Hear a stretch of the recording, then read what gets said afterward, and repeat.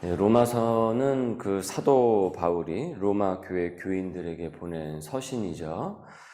기독교 교리의 그 요체가 이제 다 들어가 있다고 해도 과언이 아닐 정도로 그 정수를 담고 있어서 이 로마서를 달걀의 노른자와 같다라고 말씀을 드렸습니다. 사복음서 다음에 바로 이제 바울 서신인 이 로마서가 나와서 보통 생각할 때 처음 쓰여진 것으로 생각할지 모르지만은 본서는 이 바울의 3차 전도 여행 이 말기에 그 쓰여진 것으로 봅니다. 그러니까 오랜 시간 그리고 다양한 지역을 선교를 하면서 그리스도에 대한 그 진리, 그 이해의 폭이 훨씬 더 더해진 이후에 이 사도 바울이 이 로마서를 기록을 한 것이라 그러니까 진리를 담는 그 깊이가 이제 더 크다라고 할 수가 있겠죠. 그러니까 바울은 로마 교회 성도들에게 자신을 예수 그리스도의 종 사도로 부르심을 받았다. 이렇게 소개를 하고 있죠. 그리고 하나님의 부르심을 입었다라고 하고 있죠. 그러니까 내가 사도이다가 아니라 하나님의 부르심을 받았다는 것입니다. 그리고 그 부르심의 목적은 복음을 위하여 받았다라고 하고 있어요. 그러면 그 복음이란 무엇인가? 2절을 보세요. 이 복음은 하나님이 선지자들을 통하여 그의 아들에 관하여 성경에 미리 약속하신 것이라. 그의 아들에 관하여 말하면 육신으로는 다윗의 혈통에서 나셨고 성결의 영으로는 죽은 자들 가운데서 부활하사 능력으로 하나님의 아들로 선포되셨으니 곧 우리 주 예수 그리스도시니라. 그러니까 이처럼 하나님께서 복음을 위해 그를 부르셨듯 나를 그리스도인으로 여러분 부르신 것입니다. 그렇기에 그리스도인은 복음을 위해서 사는데 그 복음은 예수 그리스도인 것입니다.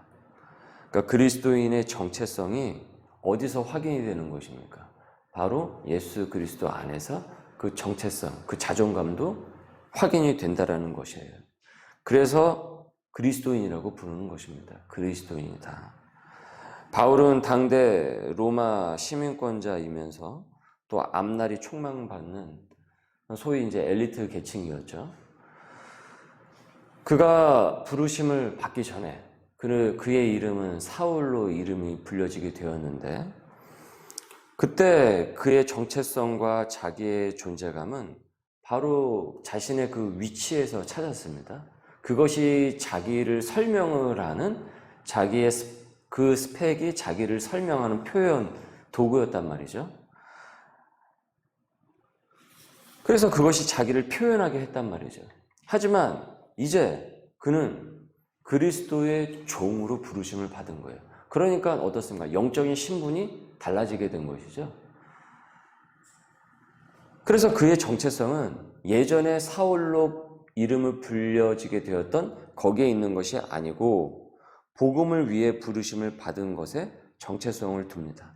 자신의 존재의 이유를 거기에 둔다라는 거예요. 사울에서 그는 바울로 계명을 하게 되는데 그래서 바울의 이름의 뜻이 무엇입니까? 작은 자라는 뜻이죠. 작은 자다. 예전에는 상상도 할 수 없는 자기 표현 방식을 복음 안에 있으니까 나는 작고 그리스도는 크다라고 고백을 한 것입니다. 마치 세례 요한이 그는 흥하여야 하겠고 나는 쇠하여야 하리라 라고 말했듯이 말이죠. 말씀의 질문입니다. 여러분, 나는 사람들 앞에서 사회에서 나 자신이 어떻게 소개되기를 원합니까? 부르심을 받은 자로서 나의 자존감은 그리스도의 근거를 두고 있습니까? 아니면 세상의 위치에 근거를 두고 있습니까? 나는 작은 자입니까? 큰 자입니까? 바울은 여기서 나만 부르심을 받은 것이 아니라 우리 로마 교회 교우들도 하나님 안에서 그리스도에게 부르심을 받았다라고 일깨우고 있어요. 그래서 5절을 보십시오. 그로 말미암아 우리가 은혜와 사도의 직분을 받아 그의 이름을 위하여 모든 이방인 중에서 믿어 순종하게 하나니 너희도 당신들도 그들 중에서 예수 그리스도의 것으로 부르심을 받은 자니라. 여러분, 저와 여러분은 예수 그리스도의 것입니다. 누구의 것도 아니고 예수 그리스도의 것입니다. 그러니까 당연히 우리의 존재감, 그 자긍심, 궁극적 자긍심은 예수 그리스도에게 찾게 되는 것이죠. 그러니까 누구를 보면서 어떤 상황 속에서 여러 사람이 있는다고 하더라도 비교의식은 의미가 없는 것이죠. 왜냐하면 예수 그리스도의 것으로 똑같이 부름을 받았으니까.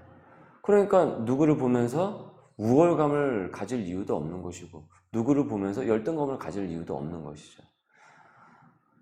이것이 정말 여러분 우리 안에서 온전하게 이루어지게 되면요, 우리는 세상의 불행으로부터 굉장히 많은 부분에 있어서 자유하게 되는 것입니다. 엄청 자유하게 됩니다. 그 얘기는 결국 감사와 기쁨의 삶이 훨씬 더 많아지게 된다는 거예요. 내가 예수를 믿는다는 것은 곧 내가 부르심을 받은 증거인 겁니다. 증거입니다. 그 증거가 어디냐? 내가 예수를 믿는 거예요. 그것이 바로 그 부르심을 받은 증거입니다. 그 신앙 고백은 부르심을 받은 사람만이 할 수 있는 겁니다. 아무나 할 수가 없습니다. 부르심을 받지 못했으면 하나님 아버지라고 얘기를 못해요. 그냥 하나님이라고 얘기하지. 하나님 아버지 하면은 간지러워서 그것이 닭살이 돋아서 그 얘기를 못한단 말이죠. 그래서 우리가 아버지라고 부르짖는다고 하지 않습니까? 따라서 우리가 이런 하나님의 택하심을 받았다라는 사실을 깨닫게 되면은 우리는 그 안에서 궁극적인 자존감을 회복을 하게 되는 것이고, 내가 살아가는 그 이유와 무엇을 위해 살아가야 하는지 그 목적을 온전하게 세우게 됩니다. 그리고 복음을 위해, 우리가 또 이 복음을 위해서 살 때 이 보람과 감사, 기쁨을 우리가 더욱더 풍성하게 경험을 하게 됩니다. 여러분, 복음을 전하면서 복음 안에서 살아갈 때 우리가 그 능력을 체험을 하게 되는 것입니다. 그래서 이 땅을 나의 주관적인 해석이 아니라 이제 객관적으로 보게 되죠. 그렇게 되면 세계관이 열리게 되는 것이니까. 그러면은 이제 이리저리 여기저기에 치우치지 않고 균형감을 갖고 이 세상의 일들을 이제 목도하게 되는 그 건강한 성경적 세계관을 우리가 습득을 하게 되는 것이고 갖추게 되는 것이에요. 무엇이 중요하고 무엇을 구분해야 하며 분별해야 하는지 그 지혜를 얻게 됩니다. 세상 따라쟁이가 아니라 그리스도를 쫓아가는 제자도가 구현이 된다는 거죠. 말씀의 질문입니다. 예수 그리스도의 것으로 부르심을 받은 자로서, 예수 그리스도의 것으로 부르심을 받은 자로서 지금 내가 내려놓거나 분별을 해야 할 것은 무엇입니까? 무엇이 나를 고통스럽게 하고 있습니까? 무엇이 나를 기쁨과 감사가 넘치게 하고 있는 것 같습니까? 자, 이렇게 바울은 자신의 부르심과 또 로마 교우들의 부르심을 확언을 하면서 이어 8절 이하에서 보니까 로마로 이제 방문 계획을 언급을 하고 있습니다. 얼마나 이 교우들을 만나고 싶겠습니까? 서로가 얼굴을 맞대고 만나고 싶었겠죠. 바울은 로마 교회가 로마의 온갖 박해에도 믿음으로 굳건히 서 있다는 소식을 듣고 감사했습니다. 부르심을 받은 그들이 복음을 위해 여러 고난도 능히 감당을 하면서 시험을 이겨내고 있었던 것이에요. 그러니 이 사도로서 그 애틋한 그 마음이 얼마나 크겠어요. 그래서 그 마음을 담아서 그들을 향한 기도를 쉬지 않을 정도로 간구를 한다라고 하고 있어요. 참 이 아름다운 모습이죠. 8절에 먼저 내가 예수 그리스도로 말미암아 너희 모든 사람에 관하여 내 하나님께 감사함은 너희 믿음이 온 세상에 전파됨이라. 온 세상에 전파됨이라. 당신들의 그 믿음이 온 세상에 전파되고 있다. 내가 그의 아들의 복음 안에서 내 심령으로 섬기는 하나님이 나의 증인이 되시거니와 항상 내 기도에 쉬지 않고 너희를 말하며 당신들을 말하며 어떻게 하든지 이제 하나님의 뜻 안에서 너희에게 나아갈 좋은 길 얻기를 구하노라. 빨리 당신들에게 가고 싶어서 그 길을 얻기를 구하고 있습니다. 이 사도와 이 교우들이, 이 로마 교우들이 한 부르심 안에서 한 부르심을 받았기 때문에 그 복음 안에서 이들은 어떻습니까? 공감대가 형성이 되고 있죠. 복음 안에서. 그리고 아름다운 그 공동체를, 몸은 비록 떨어져 있으나 그 공동체를 구성하게 되고 있어요. 이런 점에서 여러분, 교회는 언제나 말씀이라는 이 복음이 앞서가야 되는 것입니다. 언제나. 때로 교회가 말씀 사역, 복음 사역이 아닌 친교나 그 외에 목적으로 구성되는 경우도 있는데, 물론 이제 그것이 필요하죠. 또 이 캐리그마만 있는 것이 아니라 이 코이노니아, 이 교인들이 함께 같은 그 교제함도 아주 필요한 건 맞습니다. 그런데 언제나 복음이 앞서지 않고 복음 전파가 1순위가 되지 않은 채 다른 것이 여러분 앞서게 되면은 항상 무질서해지고요. 문제가 생깁니다. 거기에서 항상 문제가 생기게 되어 있어요. 왜냐하면 목적이 없어졌기 때문에 그런 것이에요. 가장 교회의 주된 목적이 복음이라는, 복음 전파라는. 사람이 여러분 좋을 땐 좋다가도 싫을 땐 더없이 싫어하는 특성이 있는 게 이 사람입니다. 그러니까 교회에서도 별 문제가 다 일어난다는 거예요. 이 복음이 먼저 가장 강하게 앞서 나가지 않으면. 한 부르심을 입은 자들에게 복음으로 묶여지고 이것을 통해서 교제와 나눔, 그리고 이 전도가 이루어지게 될 때 하나님께서는요, 은혜를 그 교회에 부어주시고 우리를 복음으로 더 부욕해, 풍성하게, 그리고 하나님의 능력을 체험하도록 만들어 주십니다. 17절에 보십시오. 복음에는 하나님의 의의가 나타나서 믿음으로 어떻게 된다고요? 믿음에 이르게 하나니. 결국 믿음에 이르게 하나니. 믿음으로 시작해서 믿음의 종착지에 다다르게 한다라는 거예요. 기록된 바 어떻게 된다고요? 오직 의인은 믿음으로 말미암아 살리라. 여러분, 의인은 믿음으로 말미암아 사는 것입니다. 다른 것으로 사는 것이 아니고요. 믿음으로 말미암아 사는 것입니다. 이것이 바로 우리를 살리는 것이에요. 바울은 16절에서도 말하듯이 이 복음을 부끄러워하지 않는다라고 했어요. 이유는 그가 바로 복음으로 위대한 하나님의 그 능력을 경험했기 때문에, 체험했기 때문입니다. 서두에 말씀을 드렸죠. 이 로마서는 1차 전도 초창기에 쓰여진 서신이 아니라 3차 전도 말기쯤에, 그 선교 여행 말기쯤에 쓰여졌다라고. 그러니까 한 9년 정도 돼요. 계수를 해보면 9년 정도 될 겁니다. 그러니 여러분, 얼마나 많은 역사를 체험하고 곳곳을 방문을 하면서 그 은혜를 체험을 했겠습니까? 이 사도 바울이. 그 경험치가 얼마나 많이 쌓였겠냐라는 거예요.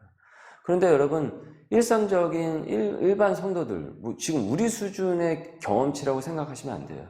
지금 이 사도 바울의 9년은 사실은 우리에게 90년, 190년 되는 해도 우리가 지금 이 생활 패턴에서 하지 못하는 그 복음의 그 경험을, 복음의 시도를 이 9년 동안 정말 알차고 아주 집중력 있게 했다라는 것이에요. 그러니까 이 사도 바울의 이 9년은 그냥 9년은 아닌 것이죠. 얼마나 많은 하나님의 역사를 체험했는지 모른다라는 거예요. 고난과 시련도 많이 있었지만은 그는 복음을 전하면서 그 복음으로 하나님의 능력을 너무 많이 체험을 하고, 그러니까 체험을 하니까 어떻게 되겠습니까? 확신이 쓰는 거죠. 믿음은 체험을 하면서 확신이 되는 거거든요. 그러면서 거기서 담대해지게 되고 복음을 전파를 하게 되는 것입니다. 확신이 없으면 복음을 전파를 못해요. 그러니까 경험이 없으면 복음을 제대로 전파하지 못한다는 거죠. 그러니까 당연히 복음을 경험을 하기 위해서는 무엇이 필요하겠습니까? 복음을 시도를 해야 되겠죠. 복음을 도전을 해야 되겠죠. 그래서 이 확신 가운데서 지금 이 로마 교우들에게 이 로마서 서신을 쭉 보내고 있는 것입니다. 앞으로 우리가 로마서를 보게 되면은 정말 구구절절히 정말 이 기독교 진리의 핵심을 다 담고 있고 정말 확신 가운데 있었던 그 한 사람의 이 복음의 그 정수를 우리가 보게 됩니다. 그래서 로마서를 달걀에 노른 자다라고 했던 것이죠. 내가 복음을 부끄러워하지 않고 당당히 그 복음을 우리가 선포하면서 살아갈 때 우린 그 복음의 능력을 체험을 하게 됩니다. 더불어 삶의 어려움은 이겨낼 수 있도록 하나님께서 힘을 더하여 주십니다. 마지막 질문입니다. 나는 복음을 진정 부름받은 자로서 자랑스럽게 여깁니까? 복음을 지금껏 전하면서 살았습니까? 아니면 숨기며 살았습니까?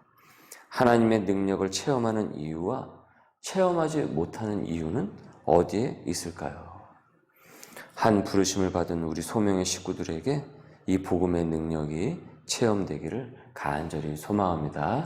기도하겠습니다. 우리를 복음으로 부르신 주님, 복음을 부끄러워하지 않으며 복음 앞에서 당당한 소명의 사람으로 오늘도 굳건히 살아나가도록 역사하여 주옵소서. 복음을 온전히 전하며 하나님의 능력이 드러남을 우리가 믿습니다. 나의 입술과 행실이 세상 것을 알리는 데 급급하여 영이 피폐해지지 않기를 원합니다.